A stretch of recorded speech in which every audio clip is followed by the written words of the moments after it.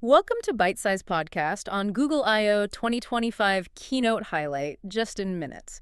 Google I/O this year felt like a massive leap forward, especially when it comes to AI. Oh, absolutely. It really did. We're about to unpack the announcements that really made us sit up and think about how our technology is going to evolve, maybe, very quickly. Yeah, the sheer scale of AI innovation presented was, well, it was remarkable. Our goal here is to cut through the noise a bit and focus on what these advancements truly mean for you. Okay, let's dive in. Because honestly, there was a ton to cover. There really was. We're talking about a massive boost in computing power, incredibly realistic video calls, translation that feels almost instantaneous. Yeah, the translation stuff was impressive. AI assistants that could genuinely simplify your life, a completely new way to search for information, and some fascinating developments in augmented reality and AI-powered content creation. Excited. Definitely. Where should we start? Maybe with the foundation. Yeah, let's begin with the foundational element that makes all of this possible, the next generation of computing. Good call. Right. Google unveiled their 7th generation TPU, nicknamed Ironwood. The performance leap is just, it's astounding. It really is. We're talking 10 times the power of the previous generation. Think about that 10 times. It's a monumental increase. Yeah. And when you consider it delivers, 42.5 exaflops of compute per pod, the sheer capacity is hard to fully grasp. Exactly. This level of processing power is crucial, absolutely crucial, for developing and running these increasingly sophisticated AI models we saw. It's like upgrading from dial-up to fiber optic in a single bound. Almost feels like that kind of jump. Yeah, that's a good analogy. And this isn't some far-off tech. It's rolling out to Google Cloud customers later this year. So what's the core takeaway for you listening right now? Well, simply put, this massive increase in AI processing power is the engine. It's driving all the exciting new features we're about to discuss. Right. It means AI will be faster, more responsive, capable of much more complex tasks. Ultimately, it should lead to a more seamless and intuitive experience for you. All right, next let's talk about communication. And this is where things start to feel, I don't know, truly futuristic. Agreed. Google Beam, right? Well, it's about Google Beam. What's the big idea here? What's fascinating is the ambition. They want to create a truly immersive video communication experience. Yeah. Google Beam uses an array of 6 cameras. 6 cameras. That's quite a setup. What does that actually achieve? Well, the AI then intelligently merges these streams to create what they call a 3D light field display. Okay. Imagine feeling like the person you're talking to is practically there in the room with you, with real depth and presence. Wow, that's a big step beyond just flat video screens we're used to. Definitely. And the head tracking technology I heard about, how good is that? Apparently, it's incredibly precise, near-perfect head tracking down to the millimeter. Millimeter. Updated 60 times every second in real time. This level of accuracy is key to making that feeling of natural face-to-face interaction a reality. That makes sense. And they're already partnering with HP, aiming to get early versions of this tech into the hands of customers later this year. That's rapid progress. But, okay, a fundamental barrier in global communication is still language, right? Always. What advancements did they reveal in translation? So this is where technology initially developed for Starline, their earlier 3D video booth, is now being integrated into Google Meet. Ah. We're talking about real-time speech translation. They even showed off English to Spanish translation working, well, pretty seamlessly. And that's available now. Yeah, for subscribers, with more languages coming soon, apparently. The plan is to roll this out to businesses later this year as well. Just pause and think about that for a moment. Effortlessly understanding someone speaking another language in a video call. It's huge. It has the potential to completely reshape how we connect globally. It's quite profound when you consider the possibilities for collaboration, understanding. It truly is. If we connect this back to the bigger picture, it's about making communication feel genuinely human, transcending those geographical and linguistic boundaries. Oh, okay, let's move on to something that could touch almost everyone's daily lives very soon. The evolution of the AI assistant powered by Gemini. Right, the Gemini updates were significant. Gemini Live sounded particularly impressive. What's the deal there? Gemini Live essentially integrates the visual understanding capabilities of Project Astra directly into the Gemini experience on your phone. So it's like giving Gemini eyes. Basically, yeah. Giving Gemini eyes to understand the world around you in real time through your phone's camera. So the demonstration where it could instantly tell the difference between, like, A garbage truck and a convertible, or a streetlight and a building that was Gemini Live. Precisely. That was it in action.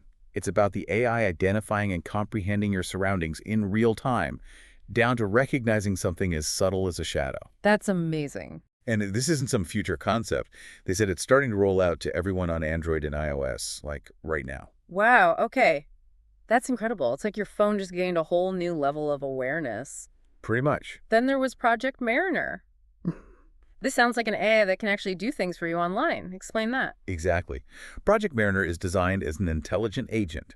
It can interact with websites and online services to get things done for you. Get things done how? We're talking about true multitasking. They claim it can handle up to 10 different tasks simultaneously. 10 at once. Yeah. Wow. I sometimes struggle to focus on one thing. Tell me about it. And it has this teach and repeat capability. Teach and repeat. Yeah. You show it how to perform a task once, like finding specific information or booking something, and it learns the process to handle similar tasks in the future. Huh. This ability to learn and automate is a significant leap forward for AI assistants, I think. So if I show it how to find, say, the cheapest flights for a specific trip, it could then handle that entire process on its own next time I ask. That's the core idea, yeah. These computer use capabilities will first become available to developers through the Gemini API this summer, with broader access later. Got it. What's really interesting is how these AI components are designed to work together. The Gemini SDK is now compatible with Anthropic's Model Context Protocol, MCP. MCP. Yeah, which allows it to interact with and leverage other AI services. Think of it as different AI brains being able to share information more easily, working together. It sounds like all these different AI pieces are starting to connect and collaborate, like building blocks, Exactly. like an ecosystem. And these agent capabilities are coming to Chrome Search and the main Gemini app too, right? Tell us about agent mode.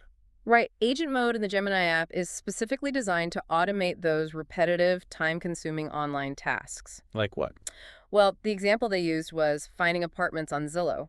It can search listings based on your criteria, use Project Mariner to apply detailed filters. Access listing information through that model context protocol we mentioned, and even schedule property viewings for you. Seriously, it can schedule viewings. Apparently so.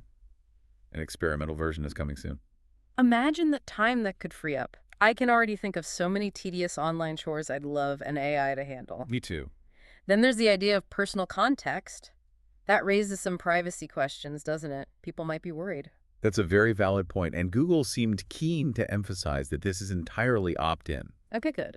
Private, transparent, and under your complete control.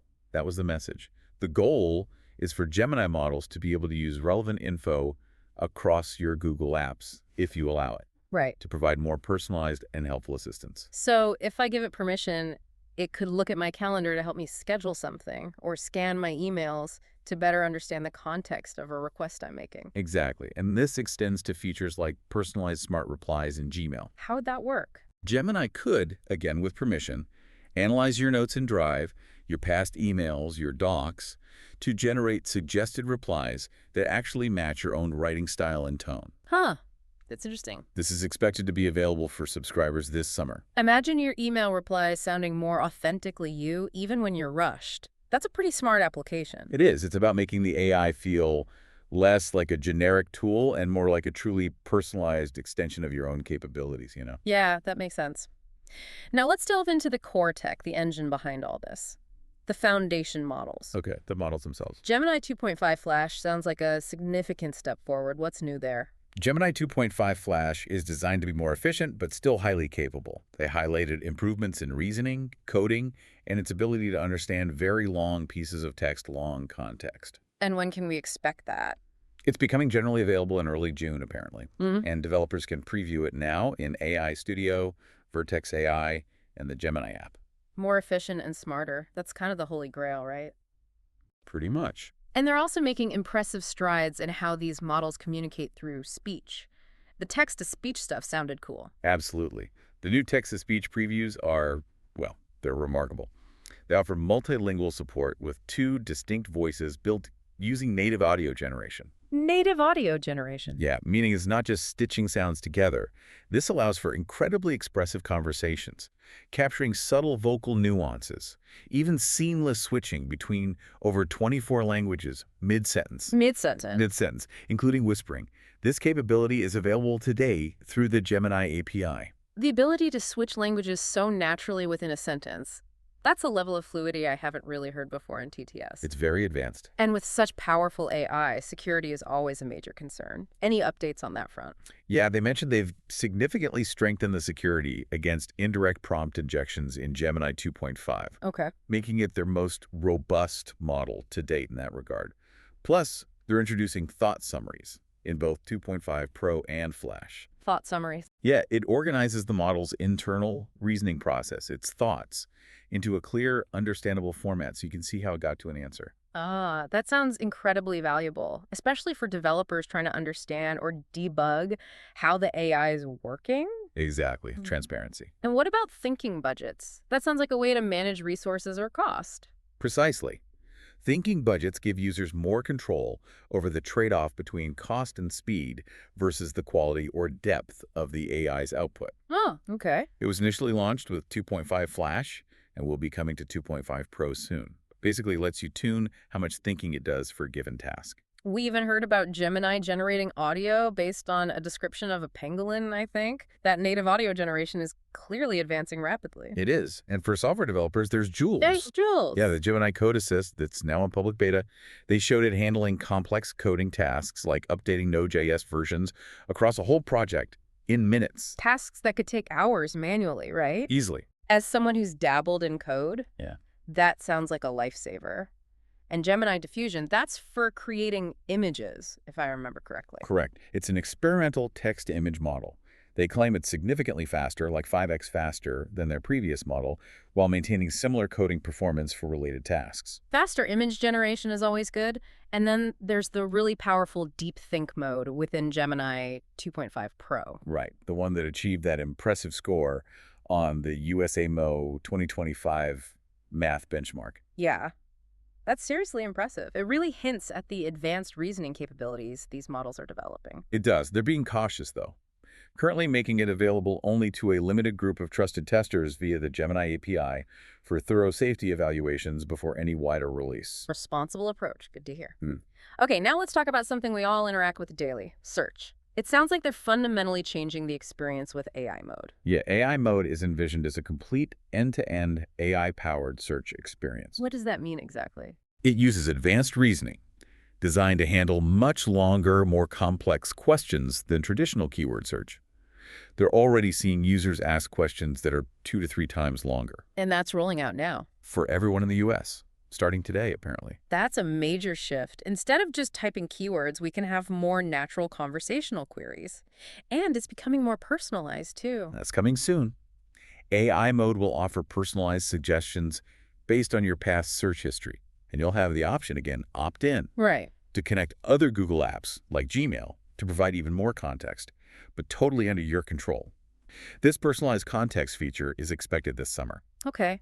But what if you need to do some serious, deep research on a topic? That's where deep search comes in. Exactly. Deep search is designed for that. It reasons across a vast amount of disparate information to generate expert-level, fully cited reports in just minutes. Reports. Like full reports. Yeah. They showed examples for complex sports and financial questions, even including relevant tables and graphs right in the results. This is also slated for release this summer, starting with those topics. Wow. It's like having a personal research assistant built right into search. That could save an enormous amount of time. Absolutely. And they're integrating those agent capabilities like Project Mariner into search as well. Yes. By integrating Project Mariner, AI mode will be able to automate tasks directly from your search results, like finding affordable tickets for something you searched for. Okay. And taking the sensory integration even further is Search Live. Search Live. Yeah, it brings Project Astra's live video capabilities, pointing your camera at things directly into the search experience, like a video call with search almost. A video call with search. That sounds incredibly intuitive. What about the try-on feature for clothes? That seemed really futuristic. It did. This uses a custom image generation model trained specifically for fashion. How does it work? You upload a photo of yourself, And it lets you virtually see how clothes would look on you, even accounting for how the fabric might drape and fold. No way. Yeah. You can also get notifications for price drops on items you've tried on, and there's even an agentic checkout process using Google Pay. So you can see how it fits, get an alert if it goes on sale, and then have the AI basically handle the purchase. That seems to be the idea. The feature is rolling out in the coming months, with the try-on part in labs starting today.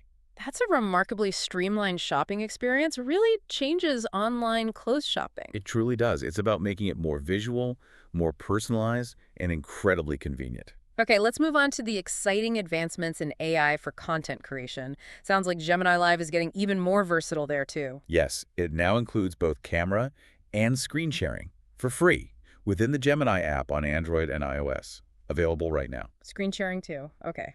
And soon, it will connect with apps like Calendar, Maps, and Keep Tasks. Imagine pointing your camera at a flyer. And it automatically creates a calendar event. Exactly. That's the kind of seamless integration that's genuinely useful day to day. Yeah, definitely. And deep research with file upload sounds like a powerful tool for maybe professionals or students. It allows you to upload your own documents, PDFs, docs, whatever, to guide the research agent. Makes it much easier to extract insights and summaries from dense reports or your own data. That could be very handy. And then there's Canvas. This sounded wild. Canvas sounds like a potential content creation game changer. Turning reports into interactive web pages, infographics, quizzes, even generating entire podcasts in 45 languages. With one tap, that's mind-boggling. It is pretty amazing. And they stress you can still customize it further, so it gives creators a starting point, but also flexibility. Right. They're also embedding Gemini directly into the Chrome browser. How does that work?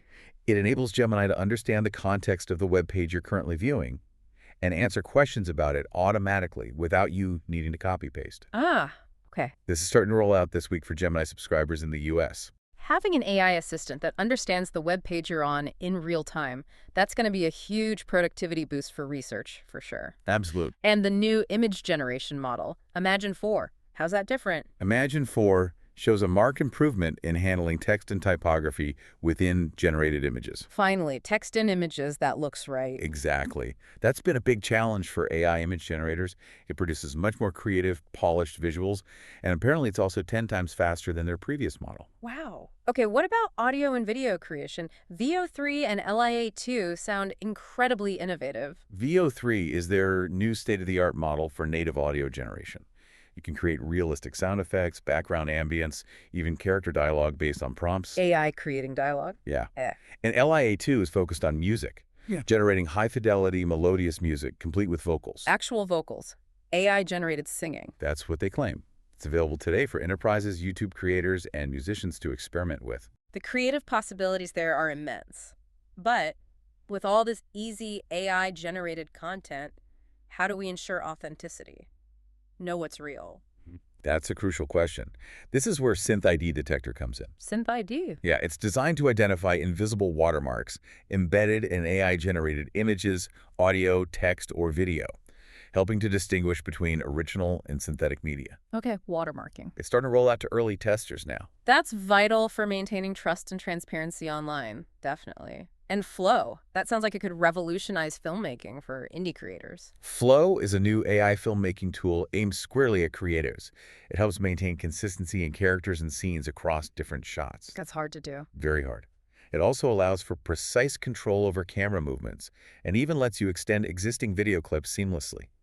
And it integrates with Imagine and LIA. So it pulls together the image and audio generation. Exactly, creating a powerful suite of AI-powered tools for video production. Potentially. It's launching today. AI-assisted filmmaking. It's amazing to think how these tools could empower more people to bring their creative visions to life. It really is democratizing, potentially. Now, to access all this cutting-edge AI, they announced new subscription options, didn't they? How does that work? Yes, Google AI Pro is now available globally.